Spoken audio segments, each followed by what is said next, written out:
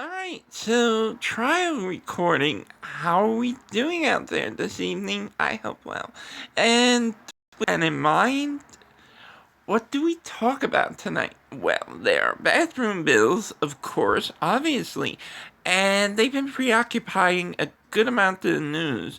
And now it's come up that McCrory may finally get his ass kicked into shape by Obama. Interesting.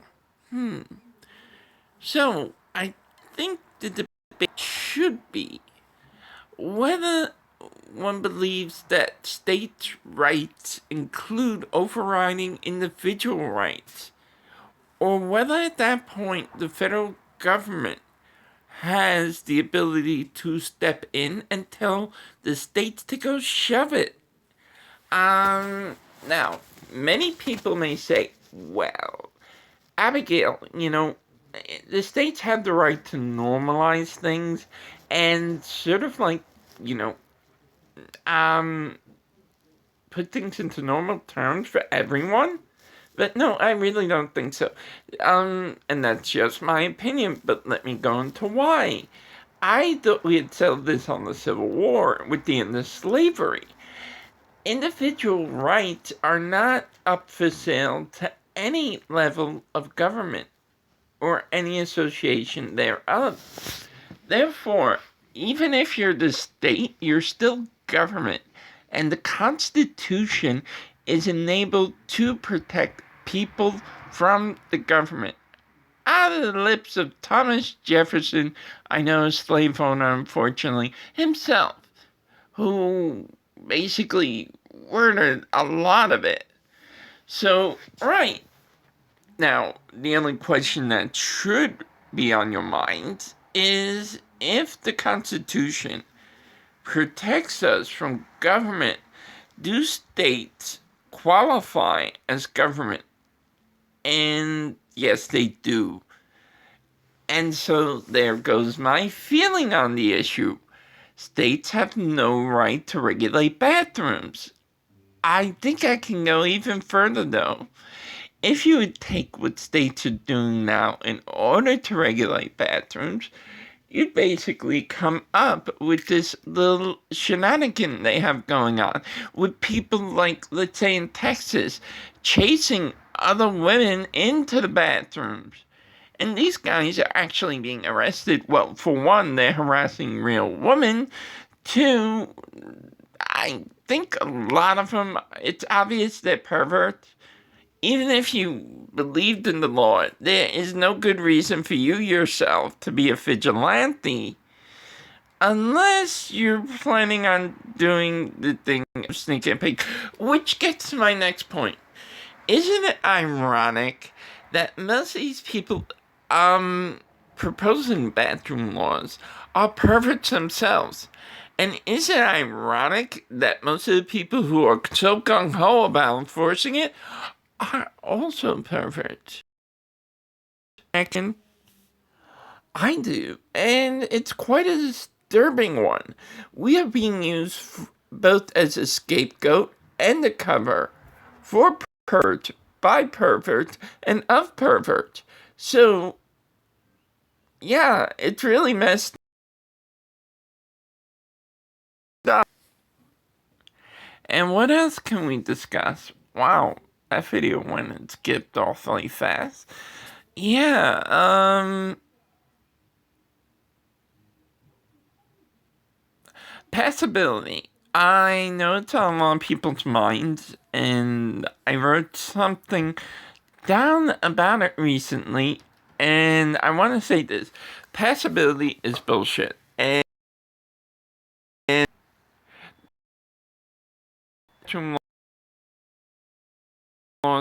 the absolute evidence of how much these bathroom laws are full of it, and that passability, by extension, is also full. I mean, think about it. How many trans women have actually gotten busted off of these bathroom laws? None. Cis women? A few. So, if more cis women are busted by measure of these laws and being forced out of bathrooms, then the question basically remains, are we talking about really policing gender according to some sacred standard, or are we saying we're policing it on the basis of beauty standards?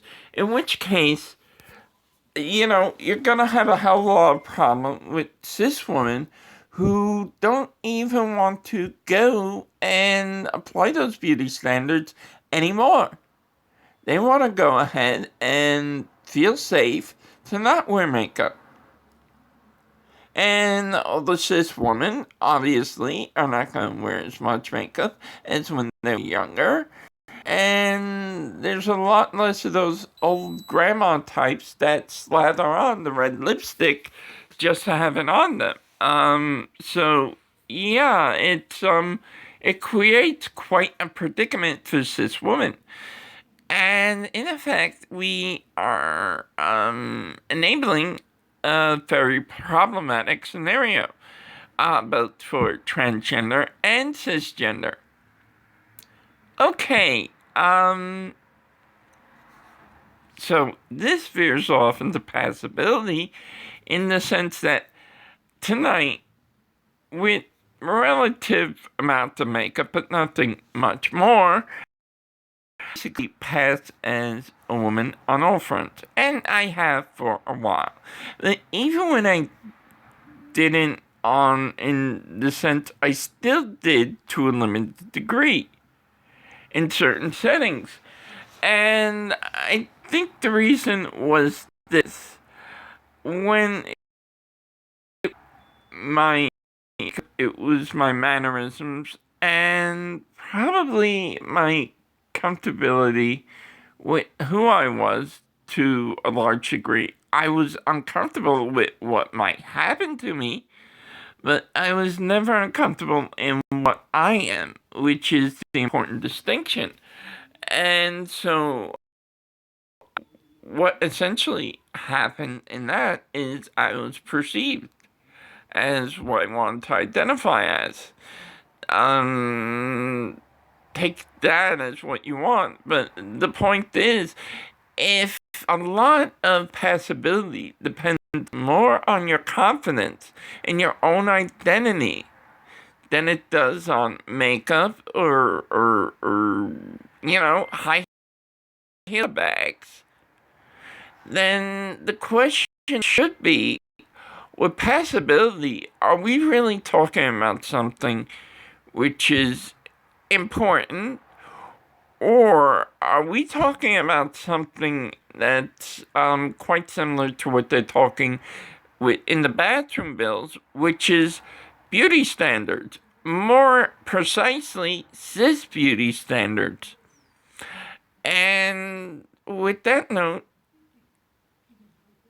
I guess what this is begging the question is that should it be our responsibility to keep on upholding cis beauty standards? I mean, of course, we'll do it to some degree due to our dysphoria, obviously. But is it not better that we finally start to uphold transgender beauty standards? That is our own, by which we regulate. And it could be loosely based on cisgender women, but I've seen a lot of trans women who go out on a limb.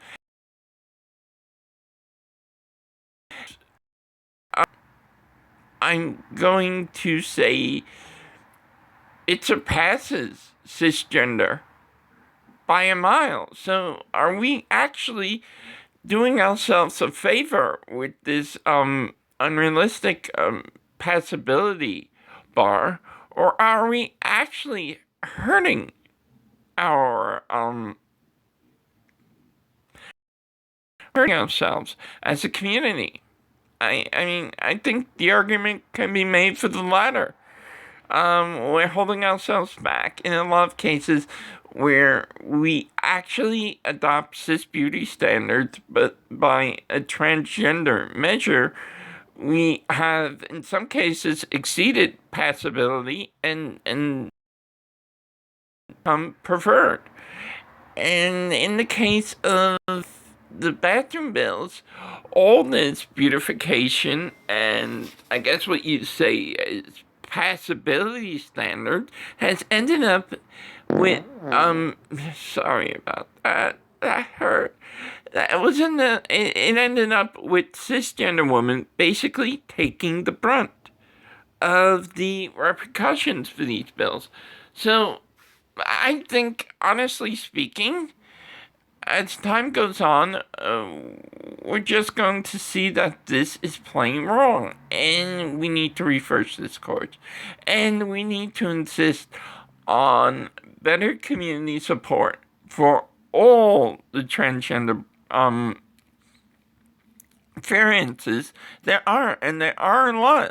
Not only men, there are women, but not only that, there are not only men, but there are men and women and non-binaries, xenogender, bigender, agender, neutroid. I mean, I can go on. And all this exists in the community, and we have got to start representing them all. We have got to start taking this away from the cis enforced discussions of transgender and start bringing to explicitly transgender discussion of transgender, because that's what to strengthen us as a community. That's what's going to make us accept each other and eventually move forward in representing our cause in general. With that note, I will leave you, and I hope you have a good night, everyone. Bye.